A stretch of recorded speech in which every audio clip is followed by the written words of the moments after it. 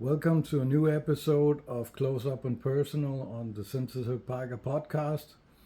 And I have with me in the studio today, or the clubhouse, Jeff Malkinson. And Thank you. We're going to talk a little about his life and past. And I'm thinking about that we could talk about your upbringing, your way into addiction and way Yeah. out, and what you're doing today. Yeah, sure Yeah. thing. Yeah. So, where did you grow up?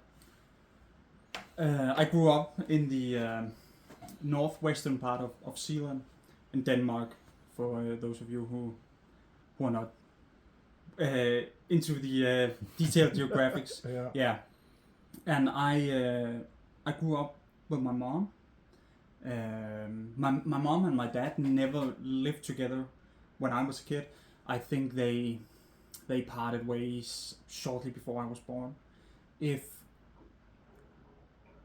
I remember correctly, if I am correctly informed, my dad was imprisoned during the time I was born. Okay. Yeah, and I continued to visit my dad like every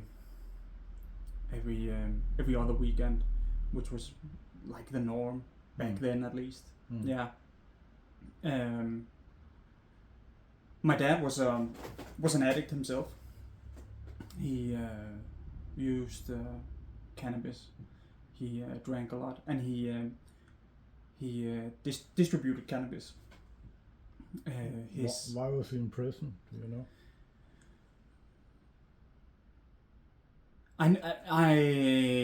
I don't know exactly. He was in prison like No, multiple times. Yeah, Okay.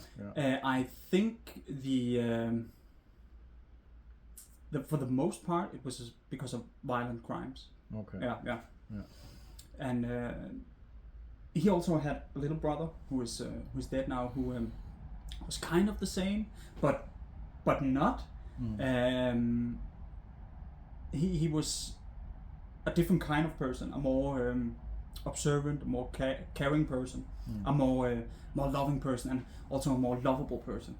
But he was into some serious crime. He sold cocaine, like huge amount of cocaine, made loads of money. He died in Thailand back in 2006. Okay. And the circumstances of that death has not been probably disclosed. It was really murky. Maybe there was foul play, maybe there was not. It was just it was really hard to get like a clear view about the circumstances and also the abduction report from the Thai authorities was delayed, and there was something sketchy going on there. Maybe it's bad bureaucracy. I don't know. No. He also had a bigger sister who I'm not in touch with anymore. I'm also not in touch with my biological father. And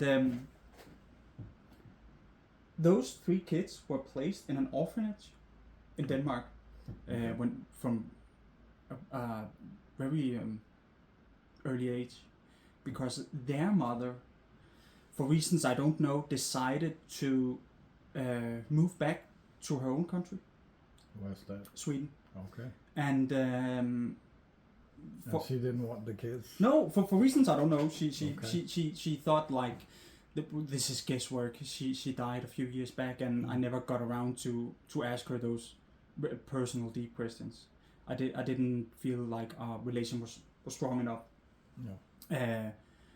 I think that back then, like in the 60s, 70s, the social stigma of coming back and having 3 kids out of wedlock was probably like a social death sentence or something like that. So she left the kids in Denmark and got back to Sweden and lived there all her life, and they lived here all their life. Yeah. Okay. So I spent time with my father and his family, and lived with my mom, who were unskilled labor, in lack of better words. So she would take these odd unskilled jobs, which was usually very low paid, and I also have a big sister. At that time, I have more siblings now, but at that time I had a bigger sister, and we were dirt poor, like really dirt poor. So resources were always lacking, and the financial means was always really tight. So I grew up that destituted, poor, and with a father and father's family who used drugs and sold drugs. Yeah. Was there violence in the home or only alcohol and drugs?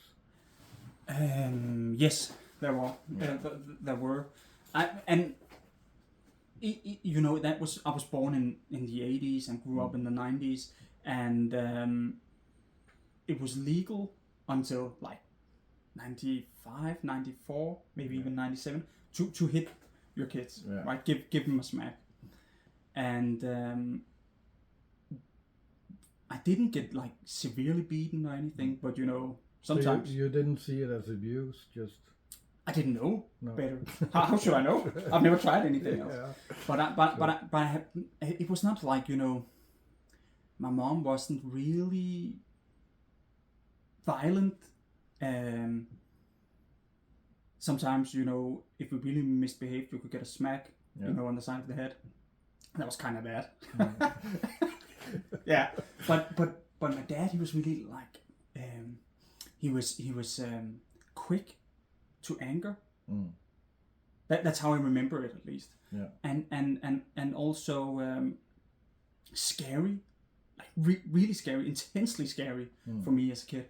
And I was very afraid to anger him or provoke him. And at the same time, I also really wanted his affirmation, right? And at some point, I get a little sister, a new sibling, a baby sister on my dad's side.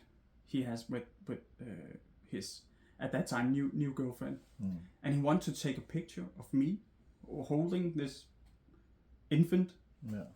And I've never tried it before, so I was really like nervous and nervous to provoke him.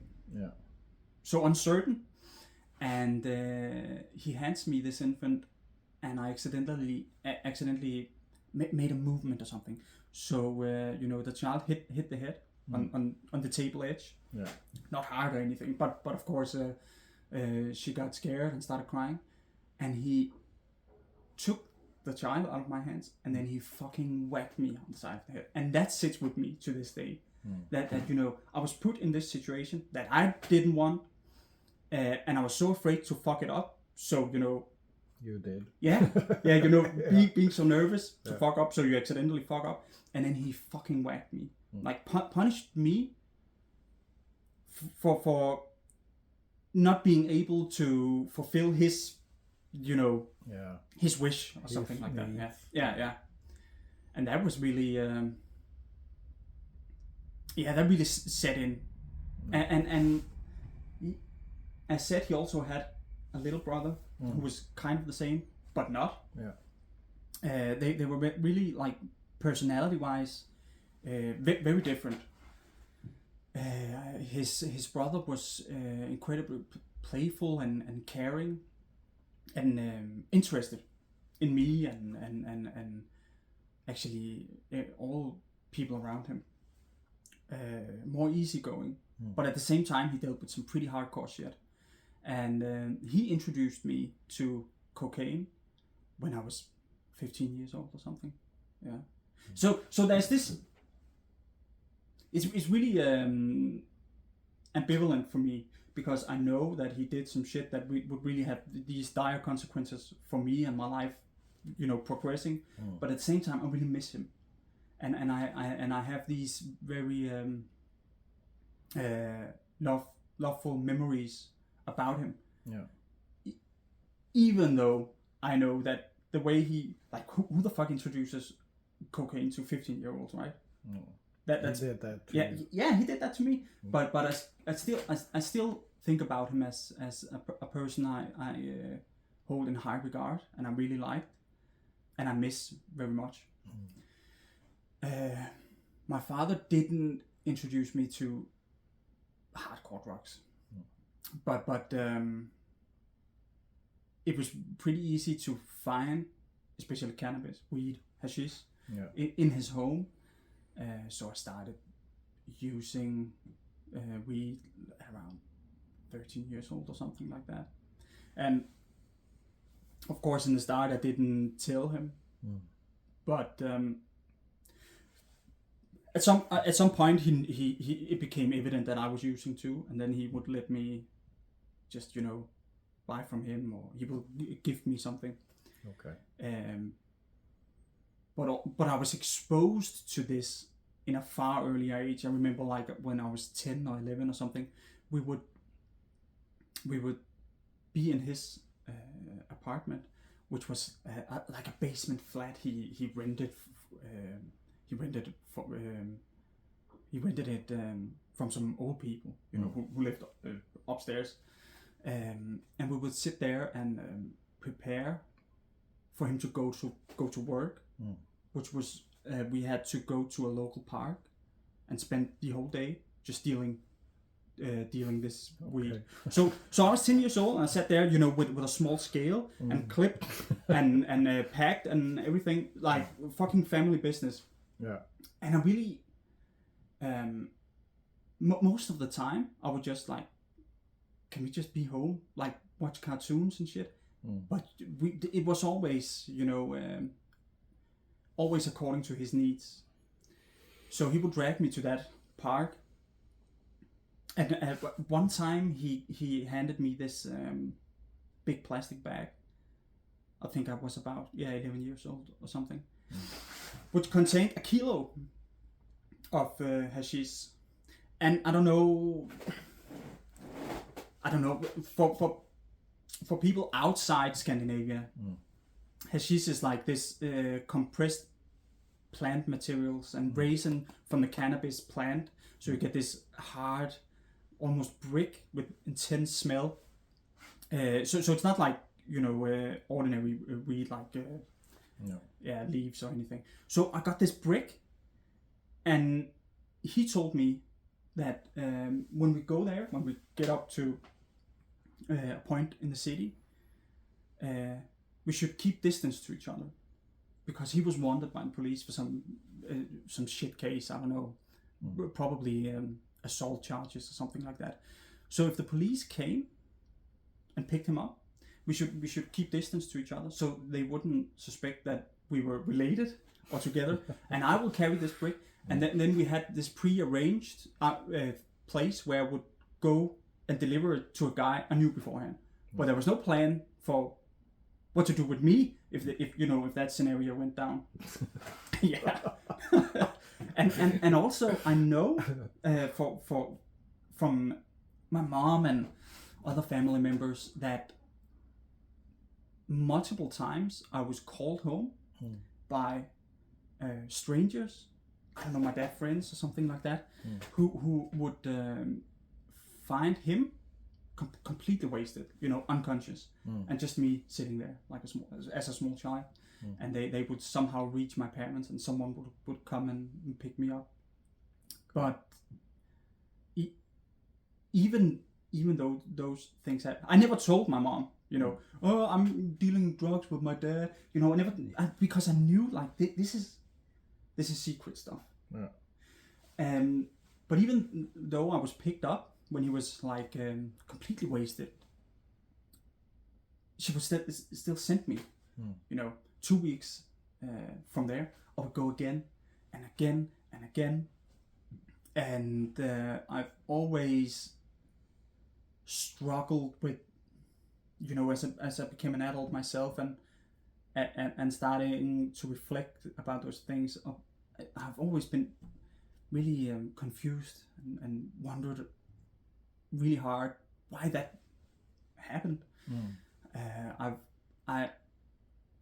haven't asked my mom personally. I still have contact with my mom. We have a tight relationship, but she's starting to get old and also frail. and I just don't want to upset her or bring her in this position where she has to defend her own actions that she probably made because that was what seemed most reasonable or within her competence and resources at that time. I think she was pretty scared of my dad. Yeah, pretty afraid of him, and she maybe be feared any repercussions. Yeah. If it would if she would withhold me. Yeah. Yeah. Makes sense. Yeah. But did you have some point in your life when you when the actions of your behavior becomes too much of a pain, and you kind of look at your life and say this needs to change, or I need to change? Oh yeah. That and that happened multiple times, and not just for me, but also people around me, adults around me in school and stuff like that. I was sent to boarding school. Yeah. When I was like 13, 14 years old. Someone had recognized that my social problems were accelerating, and they thought that the best solution for me was to be like, make this geographical isolation and move me the fuck away. So I was moved to this small Danish island in the Baltic Sea, Bornholm, which is desolated from the rest of the country. And in theory, it was a pretty good plan. Yeah. And it was a good place. I really enjoyed it.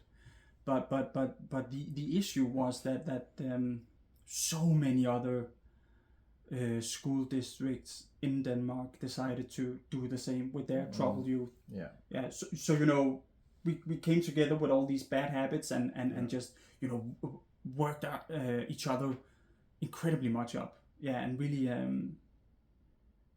worsened the personal problems. And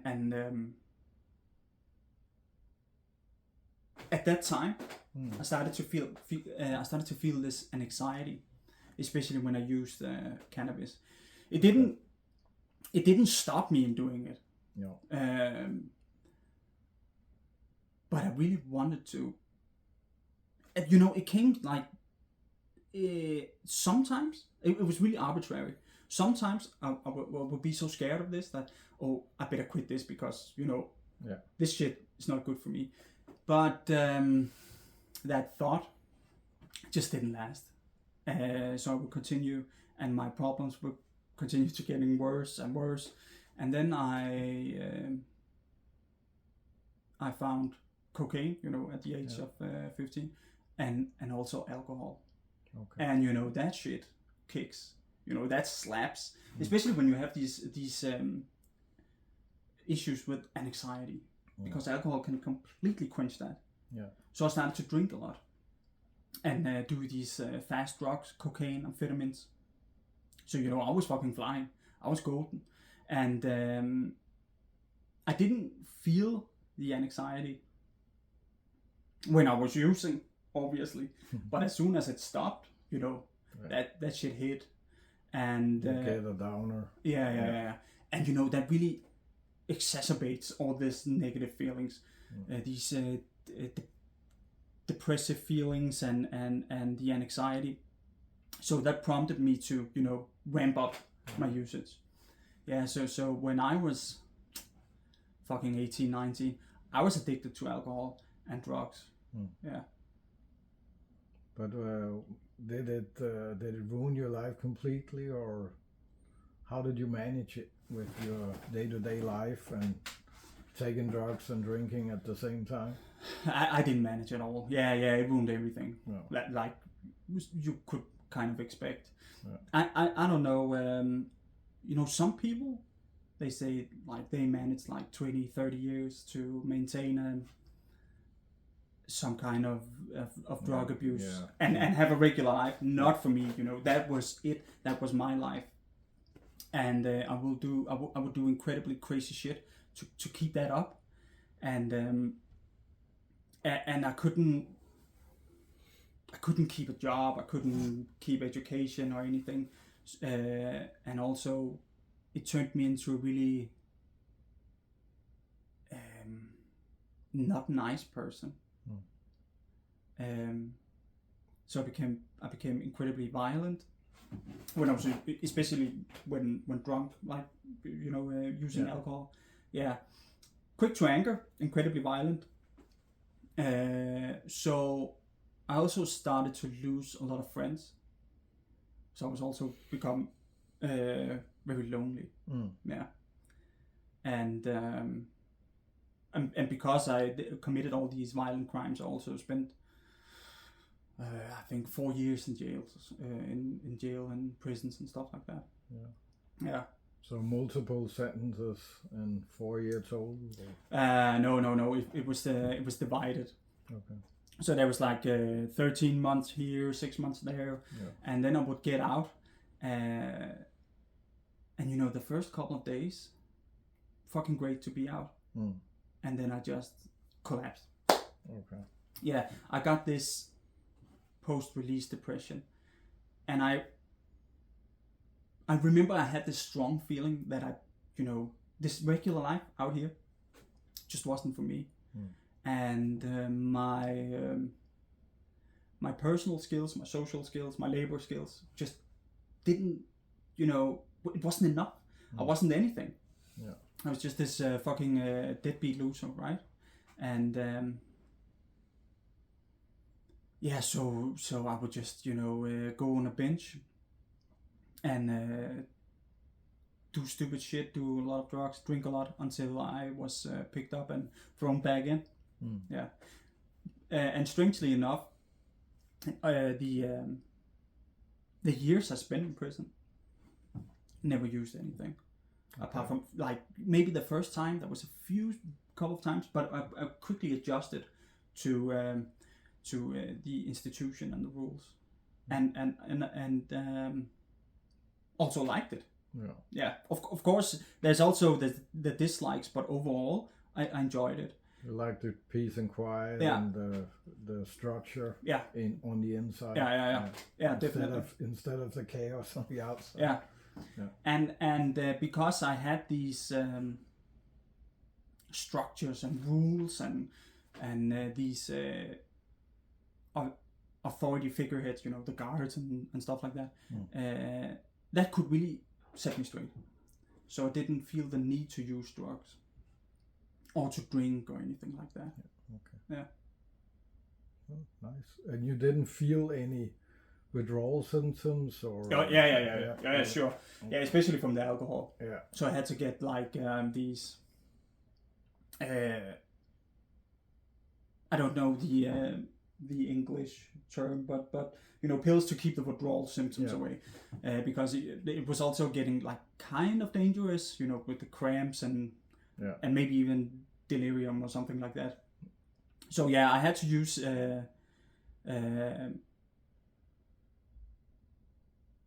hvad fanden hedder det? It's okay. Yeah, I had to use medicine. Medicine to get clean. Yeah. And then I was also at some youth projects where I could do time, especially in the start. Okay. And that was just like fucking chaos. These project wasn't capable of handling a person who was so troubled as I were at that time. Yeah. So and also I went to rehab centers, where you are 24/7, all that, and that was almost as long time as I spent in prisons. Okay. Yeah. Because I always lacked a plan. Whenever I was due to release, it's like what the best thing we could do, drug rehab. Okay. And at that time, Yeah. I know it's different now, but at that time, the rehab centers were plenty, and the state would fucking throw that shit at you, like there was no tomorrow. So it was easy, right? Yeah. It's not like that anymore. I know.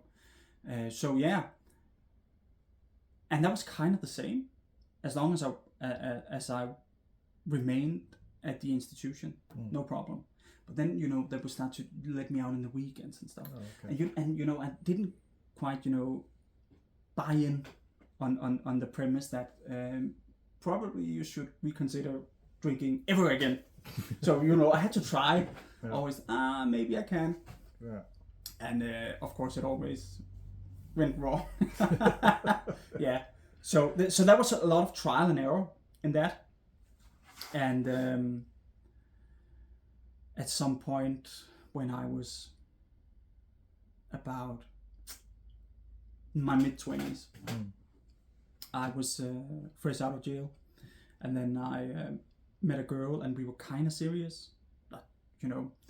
At least we became kind of serious when we found out she was pregnant, right? Okay. Yeah.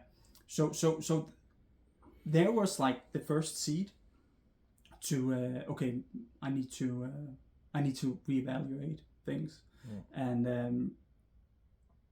I had this good period where I managed to stay clean and sober, but it was tough, and I was going to something equivalent to high school, I think, at that time, because I needed further education and stuff, and I was in my mid-20s, and I came in this educational institutions with people who were fresh out of fucking ground school, right?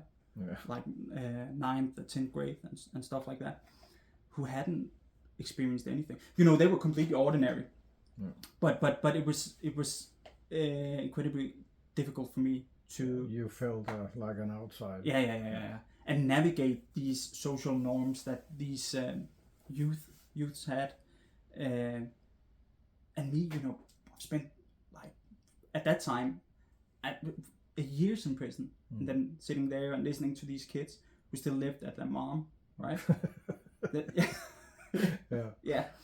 So that was a really bad match. Yeah. It was bad for me, and it was bad for them. I wasn't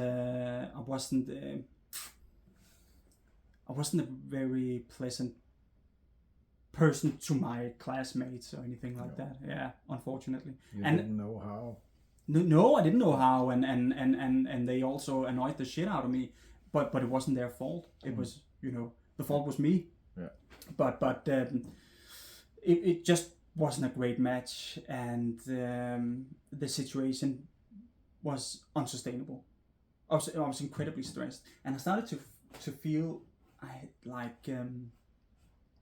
these psychological symptoms that was pretty hard to describe. I was incredibly stressed all the time, and I didn't know why. Well,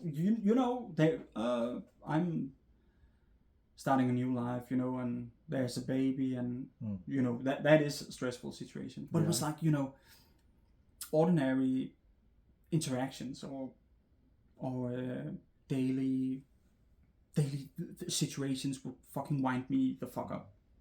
Yeah.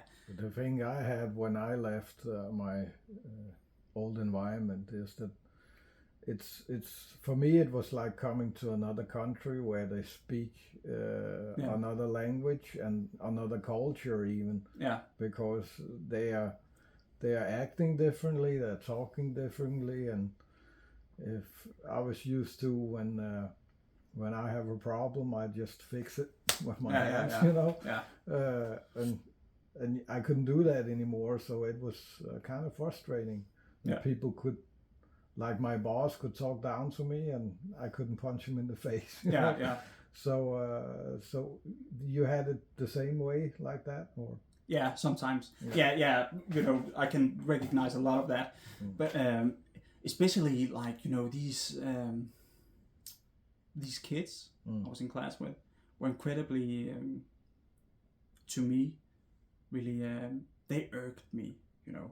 And I kind of had this distorted thought that I somehow was entitled to their respect, you know, and well, maybe not their respect, but you know that was where I was coming from. You know, you can't just talk like that to everyone you meet. You know, you have to show people some kind of respect, or you don't, and then you know you settle it Shit somehow. happens. Yeah. Yeah. And I couldn't do that, and they wouldn't adhere to the rules. I was coming with. Yeah. So you know that shit clashed. They didn't know your rules. Yeah, and yeah, you didn't exactly. know theirs. Yeah, exactly. And also this whole educational culture and environment was it was something else. I would say, you know, I hadn't experienced it before, so it was new, and there was a lot of homework essentially, right? You know, always, and I just couldn't keep up with it, and I started to feel these severe periods of depression. I was completely fucked up, and that shook me, because you know I was told when I was in rehab, if you stop being a criminal, stop taking drugs, stop being in jail, you know, only good awaits. Yeah. You know, things will be better, and things were not better. You know, it was actually increasingly difficult. Yeah. So unsurprisingly, I relapsed at some point, and just I think I had like 2 years clean and sober, something like that. Yeah. And I relapsed, and it was just like instant. I was fucking back there, you know, like the mindset, everything. And that shook me, because I thought, well, during these couple of years, I have gained some experience. You know, I know myself better, all that shit. But you know that just went completely out the window as soon as I started drinking and doing some coke and all that.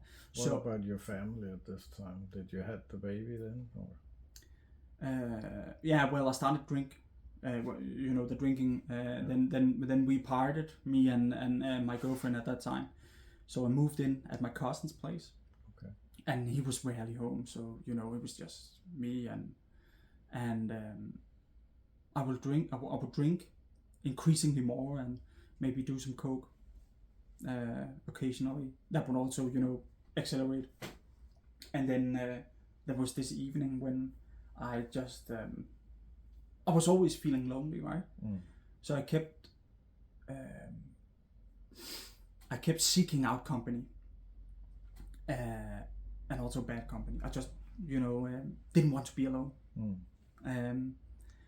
And there was this neighbor, a young guy, who smoked a bit of weed, you know, drank in the weekends and stuff like that. He seemed like he had some social issues, but I didn't get to know him really well. But he was having a party a night, and I was drunk beforehand. And I, you know, went there, knocked, and I would not say I was invited in, but you know, I went in. Yeah, and I was just incredibly unpleasant to be around. A real asshole. So I started some shit, and I punched him in the face a few times, and yeah, the cops came. Yeah, so that was the last time I was in prison. You know, after that, I was released back in the summer of 2013. Okay. Yeah, I had to wait a good amount of time, I think, before I could start doing the time, because you know there's waiting list and yeah. I don't think that situation has changed. Sometimes you had to wait like maybe a full year to go to prison. Yeah. So you just sit in a limbo, you know, not knowing what to do. But after that incident, I quit drinking. Yeah, I had I think a New Year's Eve. That was shortly after where I was drinking, and it was just so. When I woke up the day after, I was so embarrassed, you know, so fucking cringe. I was so disgusted by myself and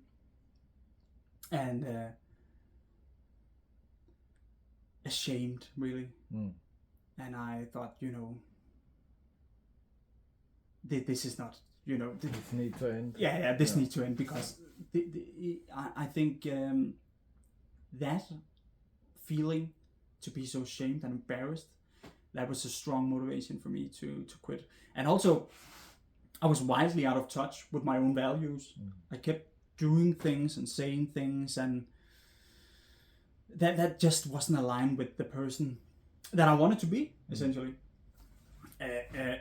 So that was also incredibly stressful, and I had to make some serious digging inside myself.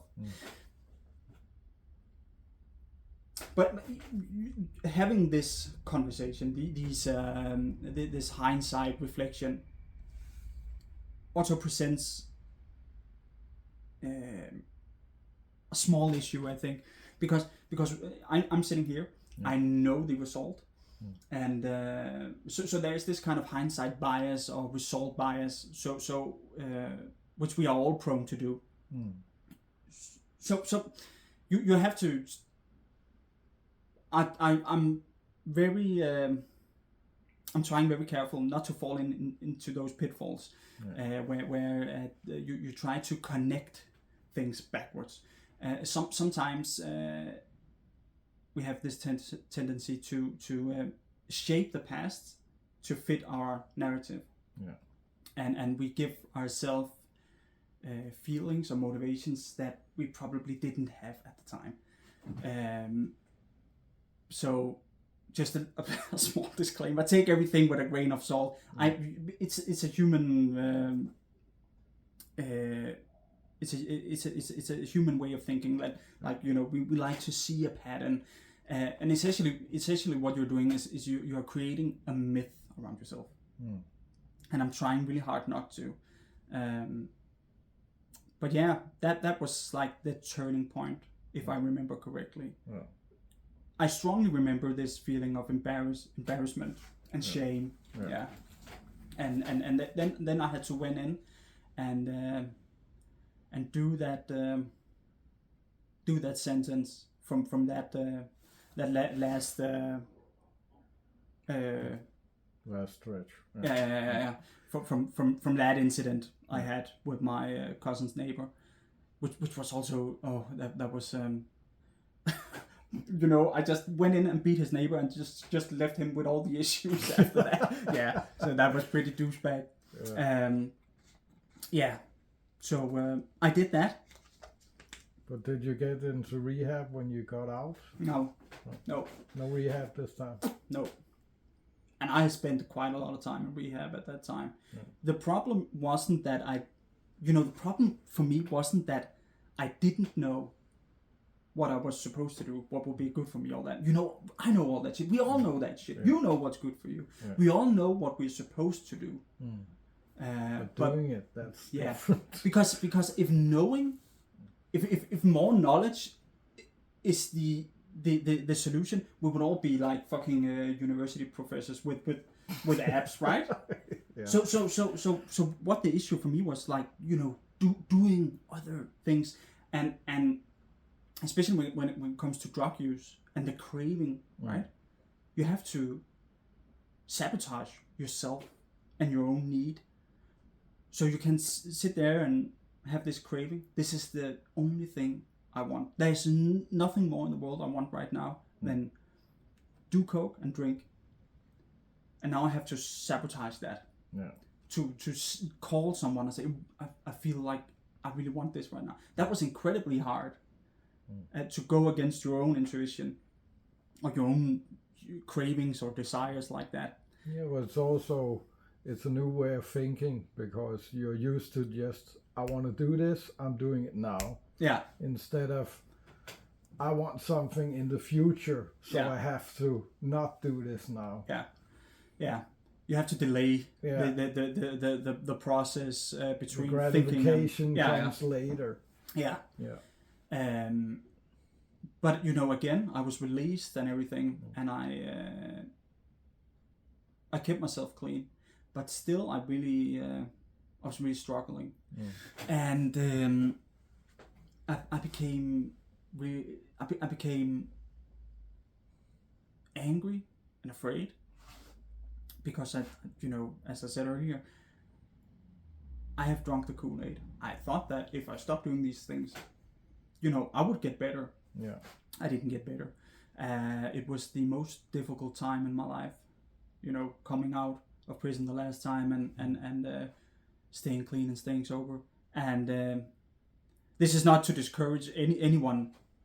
The problem for me was that I had a mental sickness that I wasn't aware about, and you know, all that shit, unfolding all that, and dealing with that was incredibly more difficult than getting clean, in my opinion, and presented a whole new set of challenges and fears and shames that I didn't have before. So, you know, I just didn't have the time to think about, oh, I want to do drugs, or because all of a sudden, you know, I had this really serious problem that I needed to take care of. What was the problem? What diagnosis did you get? Bipolar disorder. Okay. Yeah. So that kind of put some things into perspective, especially these depressive periods. Yeah. And weirdly enough, when I was like 17, 18, I could maintain a full-time job. Well, at least periodically maintain a full-time job. Yeah. And I could do drugs, and I could drink, and still be pretty functional. When I was nearing my 30s, I was clean, you know, didn't drink, and I was just completely fucked. I couldn't hardly, you know, take care of myself. So my mental health has just decreased rapidly, and at points it just felt like this was a fucking free fall, and I also had speculations that maybe this would progress so much that I wasn't able to take care of myself in the future. Okay. Yeah. And it was really that bad. Yeah. So when did it shift? What happened? When it started to get better, that took a couple of years, actually. Okay. Yeah. It was really prolonged. Also because the whole process of seeking help from an issue, you know, it has to be pretty severe until you know go up to the doctor. I'm feeling sad, right? and my arm fell off. Yeah. And then the doctor come with all these shit suggestions. Yeah. Which is not because they're bad at their job or anything, but it's just the way it is. Many times when you diagnose mental disease, what you're really diagnosing is the symptoms. Depression and anxiety, stuff like that. And that happened for me too. So you know, we will just like patch up the symptoms, but the underlying cause was still there. And it's then you go into, you know, figuring out, okay, what is the correct diagnosis? And that's a process in of itself. And then you have the correct diagnosis. Then you have to look at medication, treatment possibilities, and that's like detective work. What is available that for starters, right? And then trying out these different medicaments and combinations of them, and what work and what doesn't work, and that was horrendous. And you know, I contemplated suicide like so many times because I just, the thought of there's a risk that this will go on for fucking eternity, you know, for the rest of my life. That was just unbearable. Where were your ex and your kid in all this? She was out of the picture.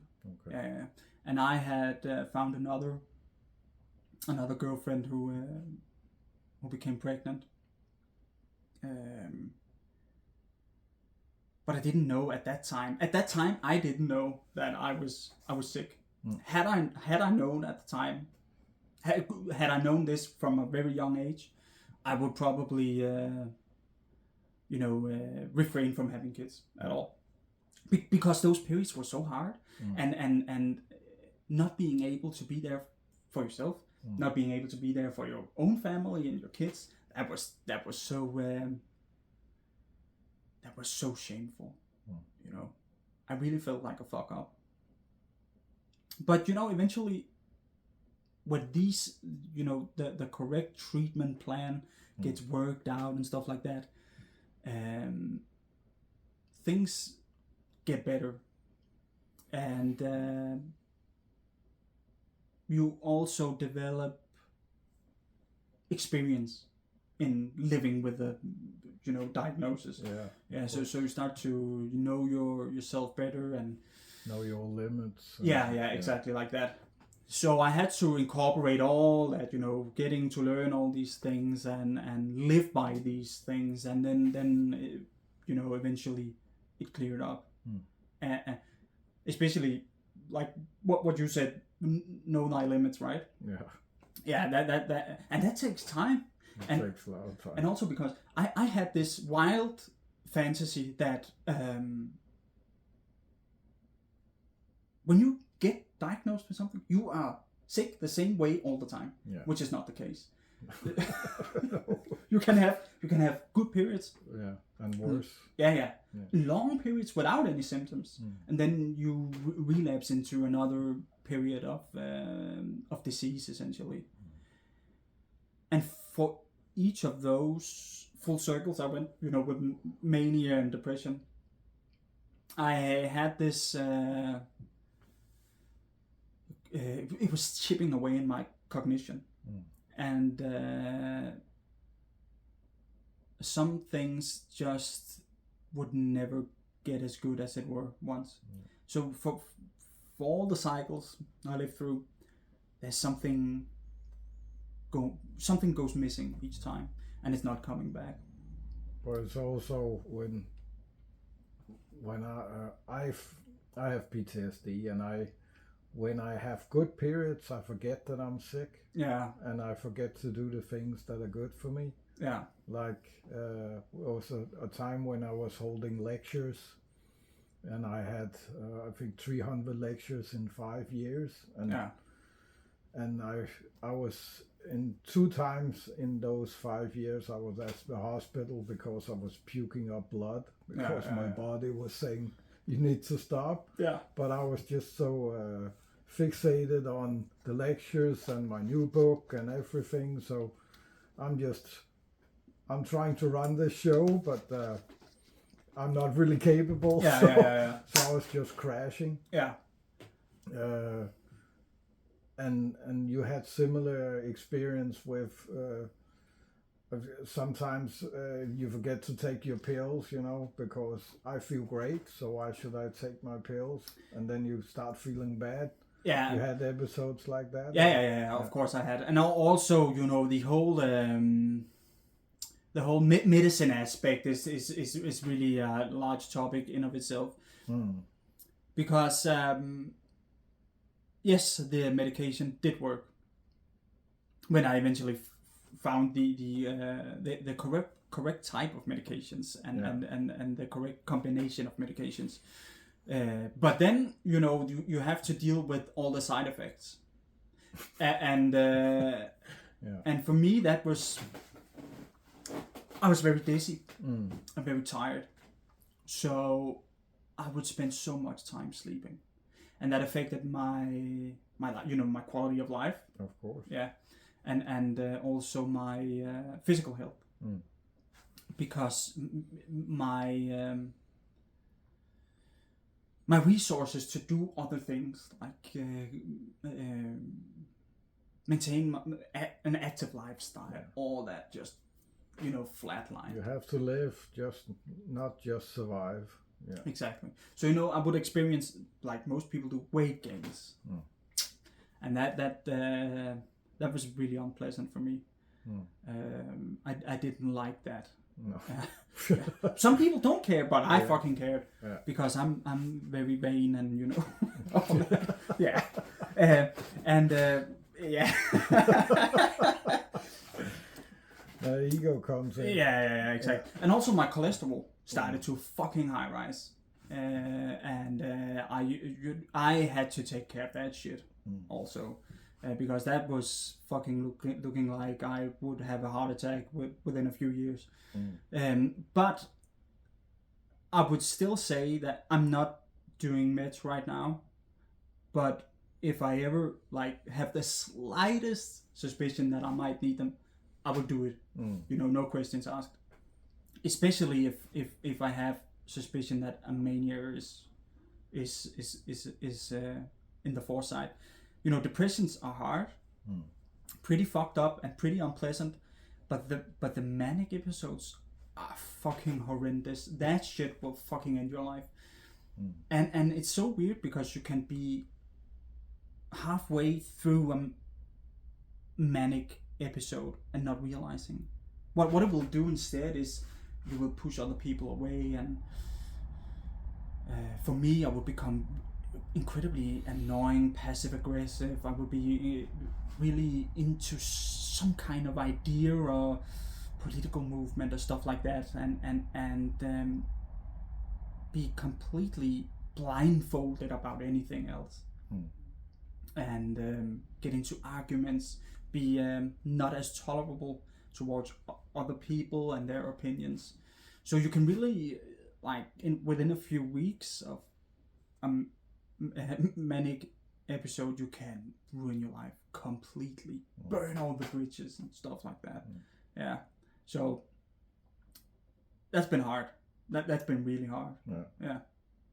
So it's just like you get like tunnel vision, and you're just going focusing on one thing, and then it's just everything else is just assholes and shitheads. Yeah. I became a salad, you know, fucking willing to die for whatever cause. Like I fell in love with something like that, you know. Yeah. You know? Yeah, you know. I know. Yeah. So, and that's not healthy. That's not healthy for you. It's not healthy for anyone around you. That's incredibly unhealthy. Definitely not. On the opposite side, there's the depression stuff, right? You don't fuck so much shit up when you're depressed. No. At least I don't. You know, it's very individual for every person, but I don't. I can have this tendency to isolate myself and stuff like that, and feel really bad. If your depression goes inwards, you're not messing up anyone else. Exactly, and that's inwards depression is my kind of depression. Yeah, best kind. Yeah, exactly. Yeah. But yeah, you know what I was trying to say, that every time there is one of these episodes, depressive or manic episodes, I will lose something. So my stress tolerance is not as good as it used to be. Okay. And my social batteries get dried up a lot faster than they used to do. Stuff like that. But you know, yeah, you get to, hopefully you will learn your own limits and what to do. But if you don't, you'll pay the price. Yeah. And that, you know, that is still an issue for me. To learn to live and stick to it. Because I would let myself get talked into all kinds of stuff. Because I was afraid to disappoint other people. Or because I wanted to be a better guy, a better version of myself. So it was difficult for me to set clear boundaries. And sometimes it still is. And I was also incredibly ashamed. And I don't know where that came from. Probably, you know, ego and vanity and stuff like that. But I was so ashamed that I had this mental illness, and it affected my ability to work. You know, how many hours. You know, it affected my professional life and my personal life, and I was so ashamed to tell anybody about it.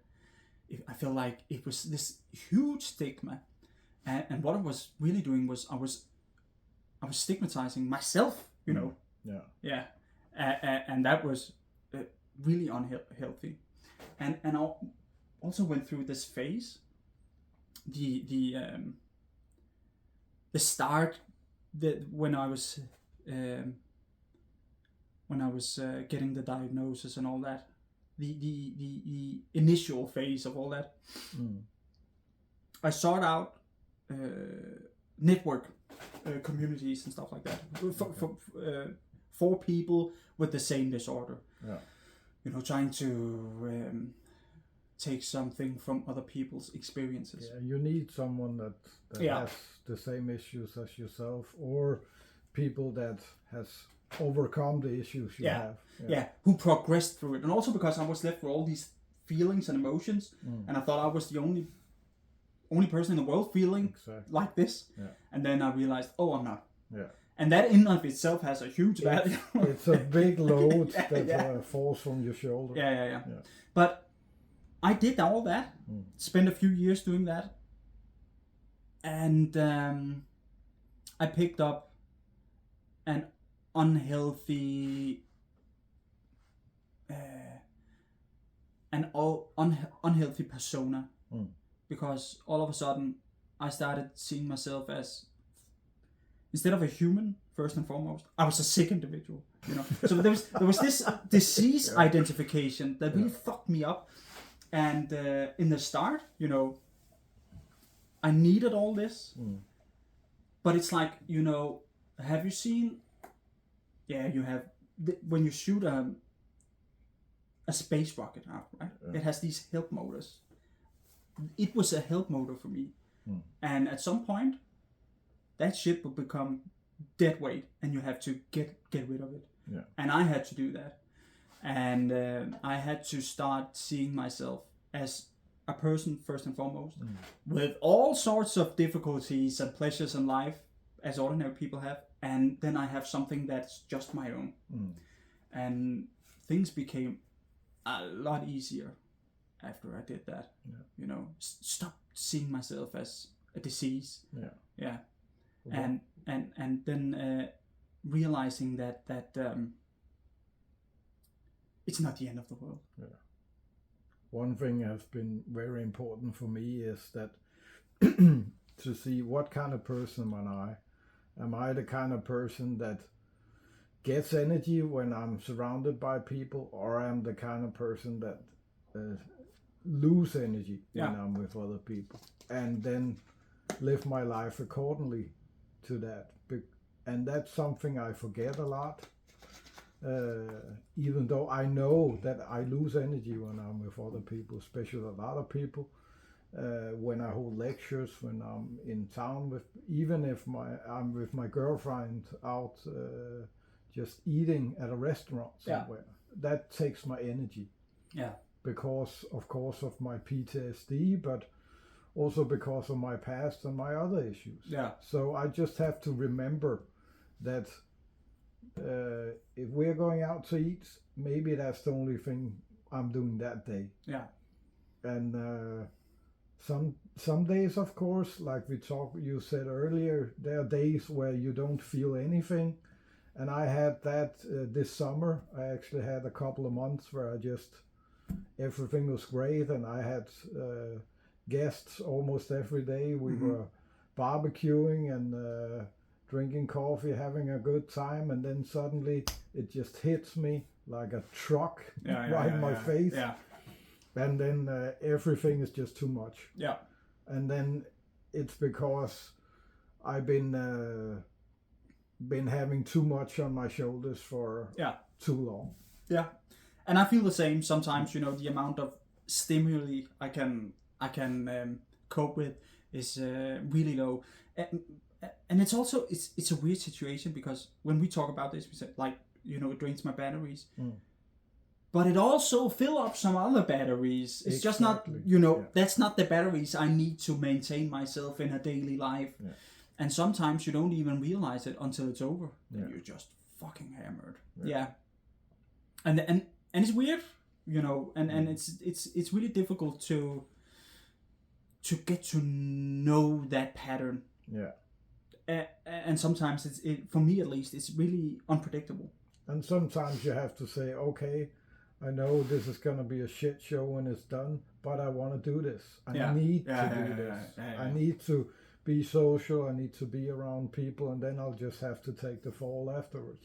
Yeah, because we have to live. That's my go-to right there.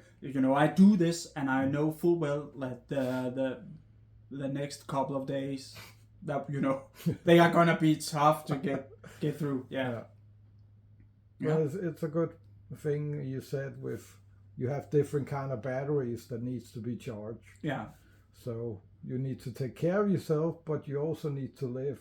Yeah. So it's you have to switch sometimes.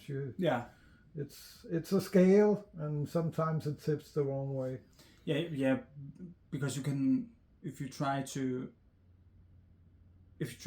make this thought experiment that it was just you, existing in a vacuum, then it would be easy. Yeah, but other things would become incredibly difficult. Yeah. And I'm a person who I am easy to feel lonely.